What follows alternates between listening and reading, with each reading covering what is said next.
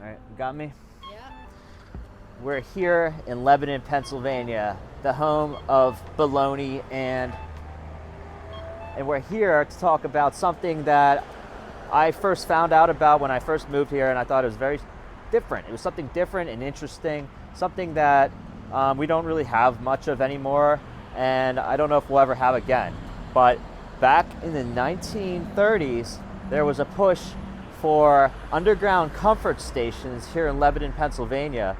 Basically, underground bathrooms that weary travelers could stop and replenish themselves after a hard day of work or while traveling on the road.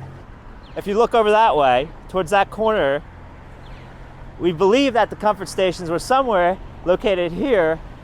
And if you look over here this way, you can see that there's like a lot of space that could be road, but it's actually sidewalk.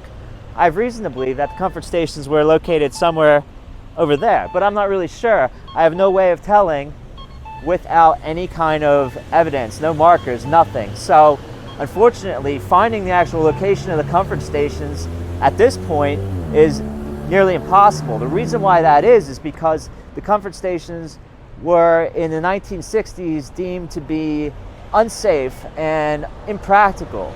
There were a number of incidents that led up to this decision: a drug overdose, and another incident involving a hand grenade that went off inside of the comfort station. So incidents like that were leading to the comfort station to be decided that it was no longer a reasonable risk that the city could take.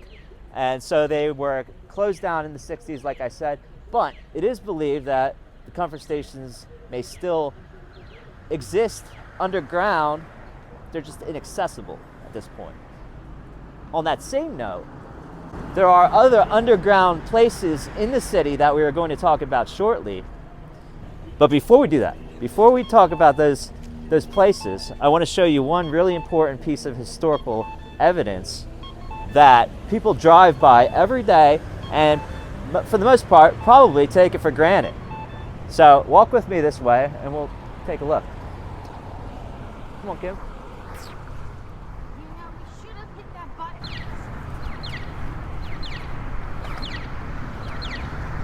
By the way, Lebanon is also known for Bethlehem steel.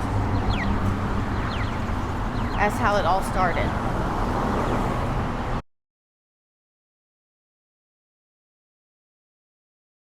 Okay. All right. This here is an ancient, I guess ancient considering its modern times, this is an ancient highway marker that dates back to the 1800s most likely. And these highway markers were used before the advent of the automobile and all that good stuff. These highway markers were very simple, oftentimes made out of marble or granite.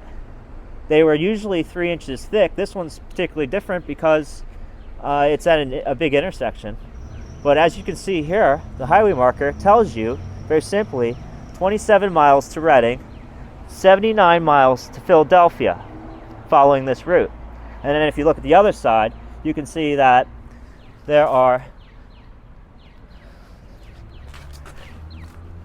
24 miles to Harrisburg and 15 miles to Hummelstown.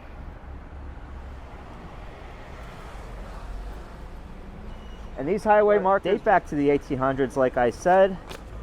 And there are hundreds of them still in existence here in Pennsylvania, but many of them are gone. So if you happen to see one, you're kind of lucky because there aren't that many left and they won't last forever. Now, since we're talking about Lebanon and talking about tunnels, now's a good time to talk about something that dates back to before the town really existed at all, back to the 1700s, back to revolutionary times, colonial times, and the French-Indian War.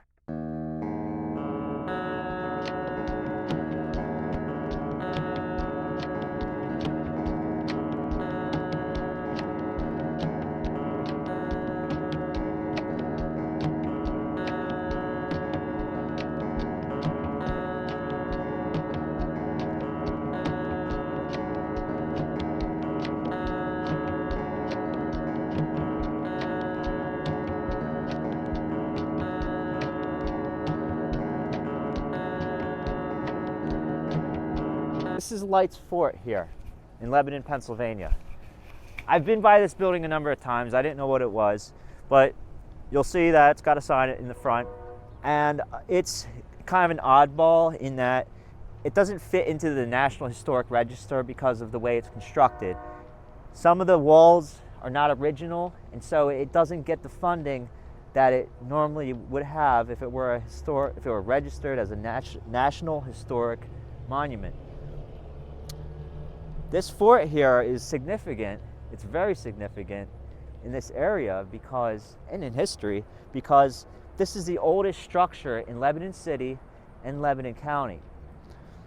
This structure dates back to the early 1700s, and I think the most notable thing about it is that it was used as a fort during the French-Indian War. The exact dates, we'll be flashing them on the screen. Since I'm not a historian, I don't have them all memorized. But this building was designed to house 200 people. And one of the notable things about it, one of the most interesting things about it, is that this building had tunnels that were built underneath it. And those tunnels were traced historically back to downtown Lebanon, where the original courthouse was, the Lebanon County Courthouse building was.